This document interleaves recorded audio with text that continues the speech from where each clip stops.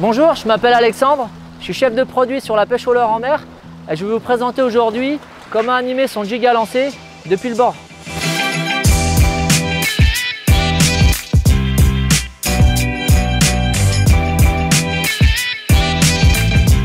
Donc je vais vous présenter 3 leurres avec différentes animations pour prospecter toute la couche d'eau. Donc on va commencer avec le modèle slow qui va descendre très lentement dans la couche d'eau. Donc là je vais le lancer sur le spot défini et je vais le laisser couler en contrôlant très peu la descente pour qu'il puisse nager, et après je vais l'animer canne haute de cette manière.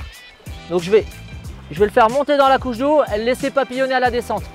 Monter dans la couche d'eau, laisser papillonner. Donc ça je le fais très proche de la surface pour prospecter cette couche d'eau en premier.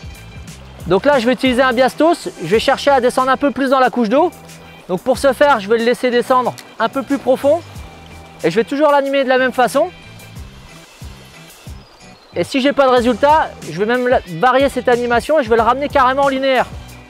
Donc là je vais le ramener, il est à peu près à 2-3 mètres dans la couche d'eau, assez rapidement pour essayer de déclencher des macros par exemple, ou un bar qui serait embusqué derrière des rochers. Et enfin je vais utiliser le biastos fast pour descendre plus en profondeur, puisqu'il est plus trapu, il va descendre plus rapidement. Donc là je viens de lancer de la même manière, là je le sens, il descend très vite. Avant de toucher le fond, je vais commencer à animer de la même manière. Je vais répéter 3-4 fois cette animation. Et si j'ai pas de résultat, je peux le ramener aussi en linéaire, proche du fond, plus ou moins rapidement. Et en répétant ça 4-5 fois, normalement, on doit déclencher des attaques.